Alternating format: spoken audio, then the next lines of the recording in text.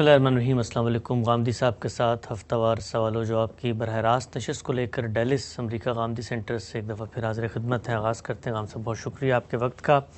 سب سے پہلے ایک بہت ہی افسوسناک خبر، آپ کے پوتے کی رحلت ہوئی اور دنیا بھر سے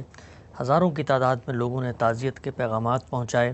وہ بچہ جس وقت دنیا میں تشریف لایا تھا اس وقت سے لے کر اب تک اللہ تعالیٰ نے اس کو ایک بڑے امتحان سے گزارا۔ اس کے والدین نے بھی بڑی جانفشانی سے اور صبر اور استقامت اور حوصلے اور ہمت کے ساتھ اللہ تعالیٰ کی مشیت کے ساتھ کھڑے ہو کر اس بچے کا خیال رکھا اور اس کو دنیا کے اندر ہر وہ سہولت فراہم کرنے کی کوشش کی جو بالعموم اس طرح کے بچوں کو کی جاتی ہے۔ کیا فرماتے ہیں، کیا احساسات و جذبات ہیں؟ اور تعزیت کے لیے لوگ بڑی تعداد میں دنیا بھر سے رابطہ کر رہے ہیں، ممکن نہیں ہو رہا ان کے لیے کہ غام صاحب سے براہ راست بات کر سکیں، لیکن آپ سب کی جو تمنائیں ہیں، آپ سب کی جو آرزویں ہیں وہ ہم نے غام صاحب تک باہم پہنچائی ہیں۔ کوشش کرتے ہیں کہ غامدی صاحب سے ان کا بھی جواب لیں۔ کیا فرماتے ہیں غام صاحب؟ وہ ہمارا لخت جگر تھا، 8 سال ایک امتحان کی زندگی تھی، اس نے بھی بسر کی، ہم نے بھی بسر کی۔ اللہ تعالیٰ کی ایک بڑی نعمت تھی، اللہ تعالیٰ کی عنایت کو اپنے اوپر بھی اور اس پر بھی دیکھنے کے دسیوں مواقع ہمارے سامنے آتے تھے۔ اس کی شخصیت، اس کی زندگی، اس کے شب و روز تذکیر کا باعث بھی بنتے تھے،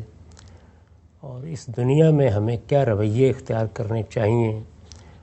اللہ تعالیٰ اگر کسی امتحان میں ڈالے تو اس میں کیا کیا مراحل آ سکتے ہیں، اس کی بھی ایک کتاب کھل جاتی تھی۔ تو اس لیے میں تو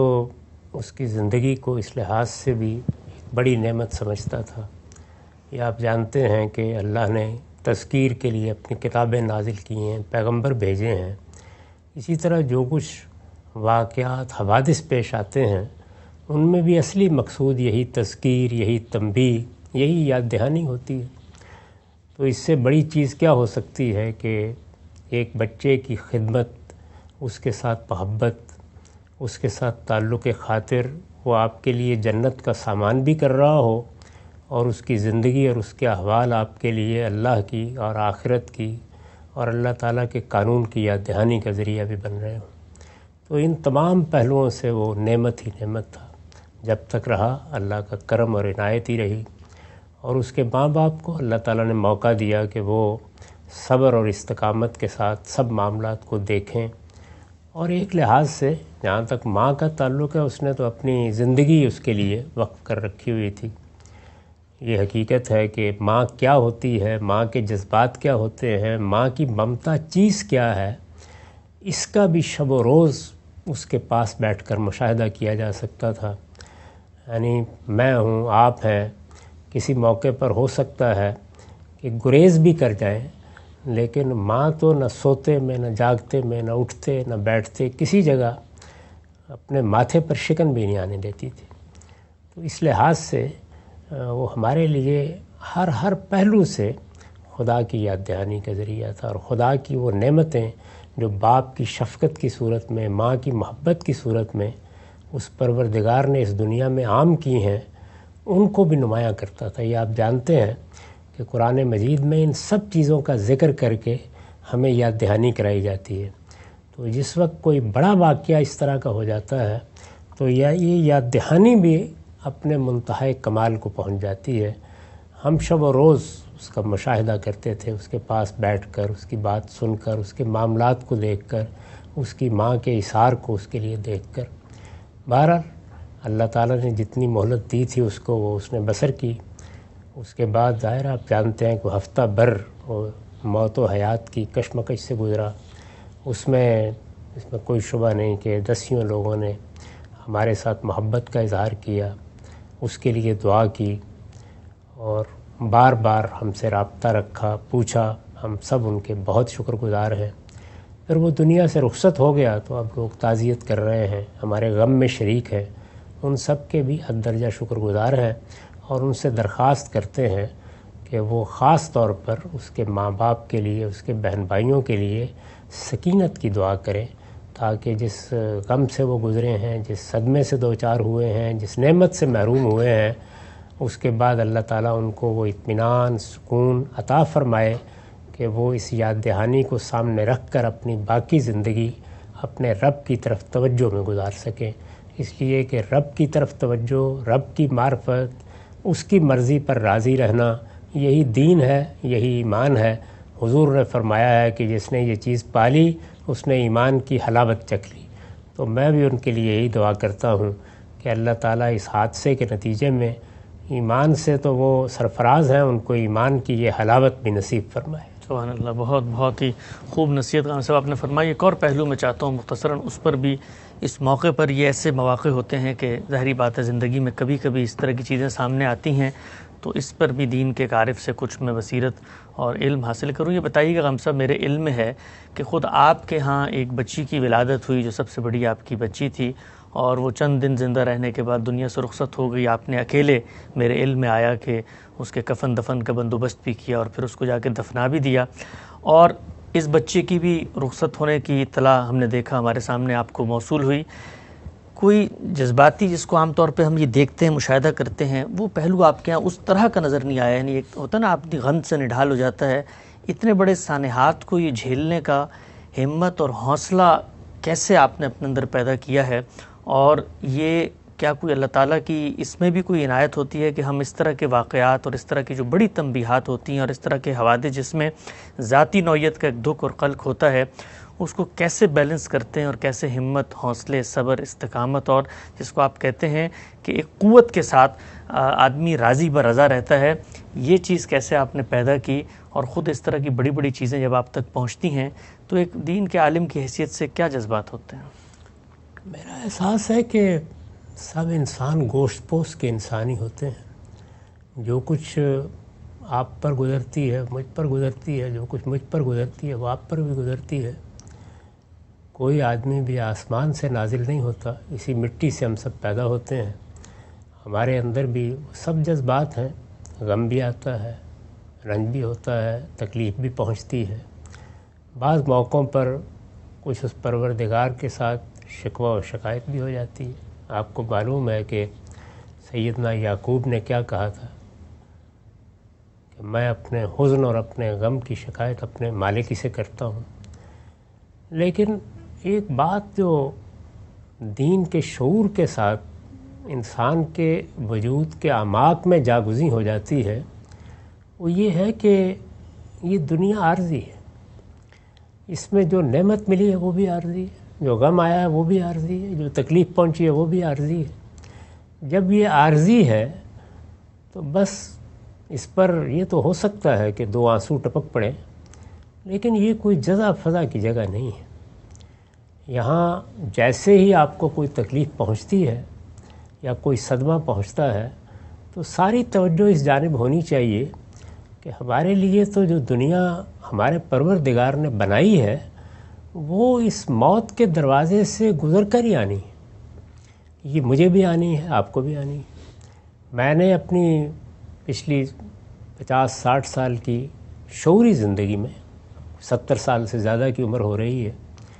بہت اموات دیکھی۔ یعنی آپ اندازہ کیجئے کہ جس وقت میں وطن چھوڑ کر باہر نکلا تو میری ماں دنیا سے رخصت ہو چکی تھی، باپ رخصت ہو چکا تھا، تمام چچا رخصت ہو چکے تھے، تمام ماموں رخصت ہو چکے تھے، تمام خالائیں رخصت ہو چکی تھیں، تمام پھوپھیاں رخصت ہو چکی تھیں، بلکہ جو ان کے بعد بھی ان کی اولاد میں قریب کے اعزاء ہوتے ہیں ان کی بھی ایک بڑی تعداد دنیا سے جا چکی تھی۔ تو میں عام طور پر اپنی اہلیہ سے یہ کہا کرتا تھا کہ بھائی میرا کچھ خیال رکھا کرو، میں تو یتیم و یسیر ہوں، یعنی کوئی عزیز، کوئی رشتہ دار، کوئی بھی باقی نہیں رہا۔ اور ان سب کو اپنے ہاتھوں سے ہم قبر میں اتارتے رہے ہیں، ان کے جنازے پڑھتے رہے ہیں۔ اس لیے یہ حقیقت اس زندگی میں بھی بہت واضح ہو گئی کہ یہ کوئی یہاں دل لگانے کی جگہ نہیں ہے۔ ہمیں چونکہ ہمارے پروردگار نے بھیجا ہے یہاں اور حکم دیا ہے کہ تم اس کو بھرپور طریقے سے استعمال کرتے ہوئے اعلیٰ اخلاقی قدروں کو اپنے ہاں بھی محکم رکھو اور لوگوں کو بھی اس کی تعلیم دو۔ باقی اصل زندگی وہ ہے جو موت کے بعد شروع ہونی ہے۔ میرا احساس یہ ہے کہ اگر اس ایمان کو آپ نے اپنا شعوری ایمان بنا لیا ہے اور فی الواقع یہ ایمان آپ کے دل و دماغ کا حصہ بن گیا ہے اور آپ نے اس کو وہاں سے پا لیا ہے جہاں سے مالک کی سچی معرفت پانی چاہیے، تو پھر بس اتنا ہی اثر ہوتا ہے جتنا کہ ہم کو صالحین کی زندگی میں نظر آتا ہے۔ میں اپنے آپ کو ایک گناہ گار خدا کا بندہ ہی سمجھتا ہوں، لیکن میری صحیح یہ ضرور ہوتی ہے کہ میں اس احساس اور اس معرفت سے کبھی محروم نہ ہوں جو اگلی زندگی کے لیے میرے پروردگار نے مجھے عطا کی ہے۔ میری زندگی میں آپ جن جذبات، احساسات یا رویوں کا ظہور دیکھتے ہیں وہ میرے اسی ایمان اور یقین سے پیدا ہوتے ہیں، اور میں اللہ سے دعا کرتا ہوں کہ وہ اسی کے ساتھ دنیا سے لے جائے۔ آمین ثم آمین۔ اور تمام لوگ جو دعا گو ہیں ان سب کا بھی بہت شکر گزار ہیں بطور ایک خاندان اور فیملی کے ہم۔ اور آخر میں یہ بھی عرض کروں گا کہ خود رسول اللہ صلی اللہ علیہ وسلم نے ایک موقع پر فرمایا کہ جب ایک باپ آپ کی مجلس میں حاضر ہوتا تھا اور ایک دن وہ نہیں آیا اور معلوم ہوا رسول اللہ کو کہ اس کا بیٹا دنیا سے رخصت ہو گیا اور وہ بڑا غمگین اور حزین ہے، تو آپ نے فرمایا کہ جس کا کوئی اس طرح سے بچہ رخصت ہو اور وہ صبر کرے تو اللہ تعالیٰ اس کو جنت کی بشارت دیتے ہیں۔ ہم سب اس پہ بھی مختصر تبصرہ فرما دیجیے گا۔ اتنی بڑی بات رسول اللہ صلی اللہ علیہ وسلم نے فرمائی، ظاہری بات ہے جنت کا کرائیٹیریا جو عمومی ہے اس کو وہ آدمی پورا کرتا ہوگا، لیکن یہ بات کہ اس سانے پر صبر کے عوض میں اللہ کا پیغمبر کہہ رہا ہے کہ اللہ کی جنت تمہارے لیے وہاں پر تیار کھڑی ہے، اگر تھوڑا سا حوصلہ اور تھوڑی سی ہمت دکھاتے ہو تو خدا کی ابدی بادشاہت میں شرکت بھی ہوگی، اور وہی بچہ جو یہاں پر کچھ مختصر سے وقت کے لیے تمہاری آغوش میں آنا تھا وہاں پر دائمی طور پہ تمہارے ساتھ رہے گا۔ اس لیے کہ ماں ہو یا باپ، میرا خیال ہے کہ اس سے بڑا کوئی امتحان ہو نہیں سکتا۔ یعنی اپنے بچے کو اپنے بازوؤں میں لے کر دفن کرنا، آپ نے حوالہ دیا، میں نے خود اپنی بیٹی کی قبر کھودی اور اس کو دفن کیا، تو یہ آسان چیز نہیں ہوتی۔ اللہ تعالیٰ نے جو شفقت باپ میں رکھی ہے، جو محبت اور جو ممتا کے احساسات ماں میں رکھے ہیں، یہ اتنے قوی ہیں، اتنے غیر معمولی ہیں، اور اس طرح انسان کے وجود کا احاطہ کر لیتے ہیں کہ جب ان سب کے باوصف اللہ تعالیٰ وہ نعمت لے لیتا ہے، وہ جو ہمیں دعا سکھائی گئی ہے کہ انا للہ و انا الیہ راجعون، ہم اللہ ہی کے لیے ہیں، اللہ ہی کی طرف لوٹیں گے، یا اسی طرح جس طرح کی حدیث میں آتا ہے کہ انا للہ ما اخذ و لہ ما آتا، یعنی جو اس نے لے لیا اسی کا تو تھا، جو اس نے دیا وہ بھی اسی کا ہے، اور یہی نہیں ہے، وہ کل شیء عندہ بأجل مسمى، اور میرے آپ کے لیے، میرے احوال کے لیے، آپ کے احوال کے لیے، دنیا میں میرے قیام اور آپ کے قیام کے لیے، اور اس طرح کے سب معاملات کے لیے ایک اجل مقرر کر دی گئی ہے، وہ آنی ہے، ہر حال میں آنی ہے، یعنی صرف دنیا سے جانے ہی کے لیے نہیں بلکہ ہمارے تمام احوال کے لیے ایک اجل مقرر ہے۔ جب یہ مقرر ہے تو پھر اس کا استقبال ہی کرنا چاہیے۔ تو ماں باپ کو جس امتحان سے اللہ نے گزارا ہے وہ چونکہ بڑا غیر معمولی ہے، تو اس لیے اس امتحان میں اگر وہ صبر کریں، جزا فضا نہ کریں، اپنے رب پر بھروسہ رکھیں، ہمت کے ساتھ آگے بڑھیں، تو یہ معمولی درجے کا عمل نہیں ہے، اس کا پھر عوض بھی جنت ہے، اور اللہ تعالیٰ نے آخر صبر ہی کا صلہ جنت رکھا ہے۔ میرا تو احساس یہ ہے کہ یہ صبر وہ چیز ہے کہ دنیا میں اس کے بارے میں یہ بشارت دی ہے کہ میری معیت صابرین کو حاصل ہو جاتی ہے، اور آخرت میں تو یہ بتا دیا ہے کہ جزام بما صبروا، یعنی جنت ہے ہی اصل میں صبر کا صلہ۔ تو اس لیے صبر ہی وہ غیر معمولی صفت ہے جو ایک بندہ مومن کو اپنے اندر پیدا کرنی چاہیے۔ الحمدللہ۔